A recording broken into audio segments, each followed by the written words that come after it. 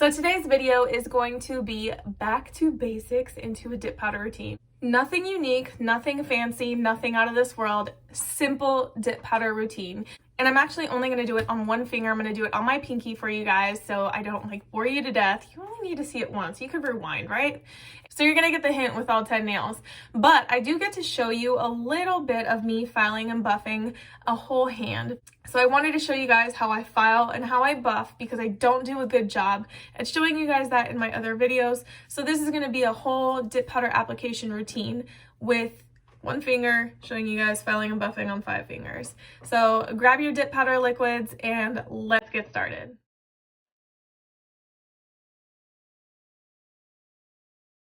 The finger that I'm dipping already has 2 layers of Scarlet French Pink over it and 2 layers of UNT Peel Base. For my dip powder manicure, I'm going to be using some dip powder liquids. You can use any brand, it doesn't matter. Just make sure that they have a step 1, step 2, and step 3. You're also going to need a couple more tools for the job. So a stiff brush, a cuticle pusher, a couple files, and a buffing block. The color that I'm going to be using for this tutorial is Portia by Revel Nail. It is a mood changer, so it changes from hot to cold, from dark red to a bright red. So it actually used to be called Cetus, but it's been renamed to Portia, so don't mind the name. So I'm going to be dipping my ring finger here. So I'm just pulling out my dip powder, and I'm going to push back my cuticles gently before I go in with my base liquid.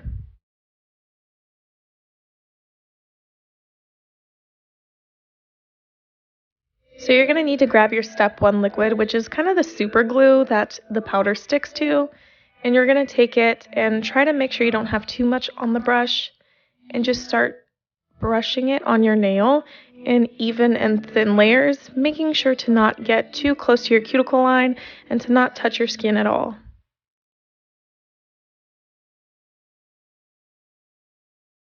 When you're done with that, you're going to quickly dip your nail into the dipping powder until it looks like it's soaked up all of the liquid, and then tap the nail into the powder. Now you need to wait a little bit of time to ensure that the powder is dry before you brush it, because if you brush too early, it's going to ruin the entire powder.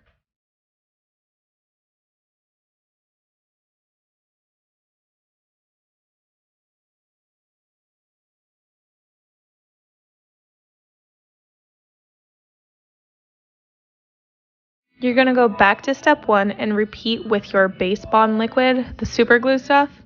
You're going to apply it to your nail in thin and even strokes, and don't forget to avoid your cuticles and avoid letting it touch your skin.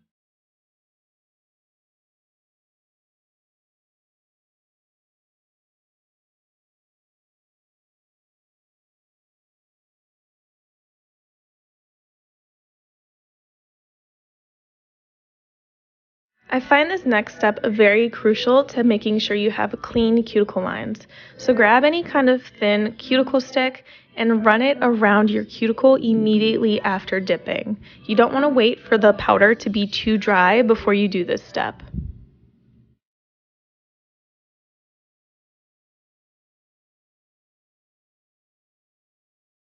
Now's the time when you inspect your nail to see if it needs an additional layer of base and dipping. So I kind of missed the side of my nail, so I'm going to do it one more time. So I'm going to push back my cuticles very gently to help me get close to the edges and the sides.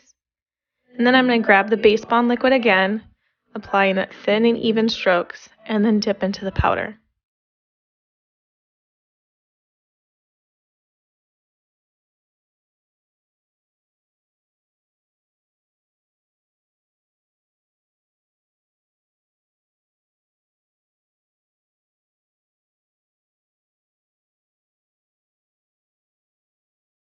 Don't forget to use this time to clean up your cuticle line before the dip gets too hard.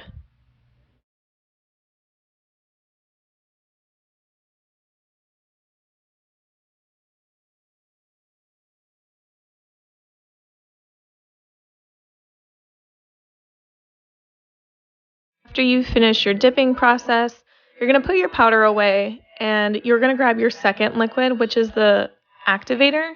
This is the step that solidifies, hardens, cures, whatever you want to call it, your dip powder so that it's no longer soft. So you can apply this liquid very liberally to your nail. It's not going to matter if you get it on your skin. The next steps are going to be the best steps because I feel like how you handle these parts are going to be what makes or break your manicure and how it looks for the final finish. So you're going to need a couple files. I have a few from Revel that I absolutely love and I'll link them below, but I love using this thin metal file to go around my cuticle line to make sure I smooth out any jagged edges that I would have had there.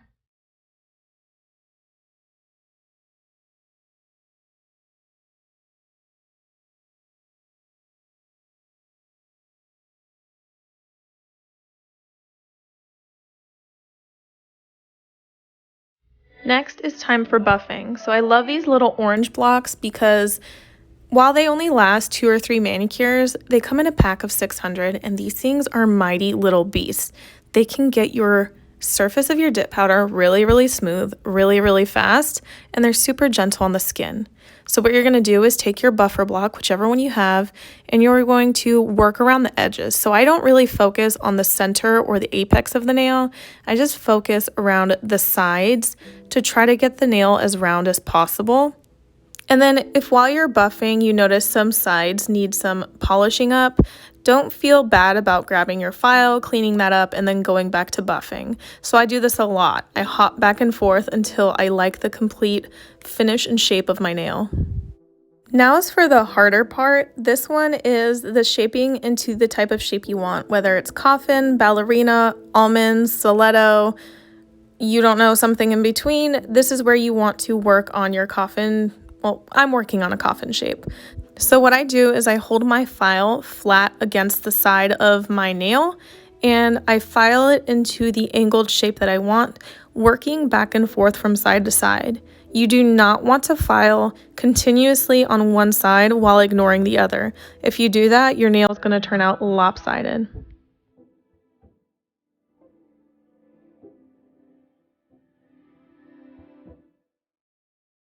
When you're completely satisfied with your shape, you're just going to brush off the dust that you had from filing, take your step 2 activator again, and reapply it to the entire nail liberally. For the final part of your dipping process, you're going to put on the finishing gel, which is step 3. This is going to give you a glossy finish. So just like step 1, you're going to make sure you do it in thin and even strokes, only 2, maybe 3 or 4 times. So one long stroke, another long stroke, and there we go. So you have to let the step 3 dry for about 15 seconds. My rule of thumb is you wait and look at the top coat and wait for it to start having a little wrinkling effect where it doesn't look smooth. When it starts to do that, that's when you can reapply your step 3 for the final step. If you hold it up to the light, you'll be able to see it start wrinkling.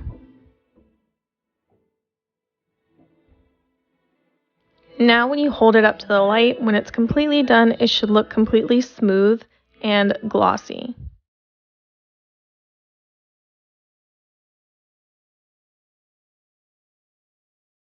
This part is for the people who have asked me many times to show them how I file, buff, and shape my nails. So this is me doing my entire left hand, and I'm using that orange buffer block to buff every single nail, really focusing around the perimeter of the nail and not so much the apex.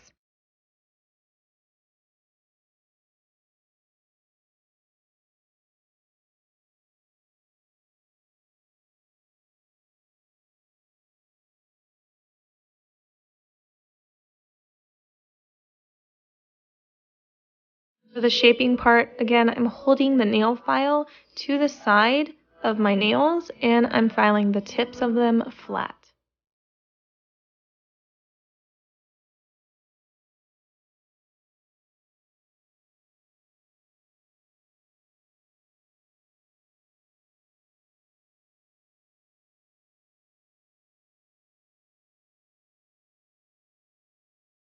When you think you're done, make sure you inspect each and every single fingernail from each angle, facing away from you and facing towards you to make sure that they look good from both angles.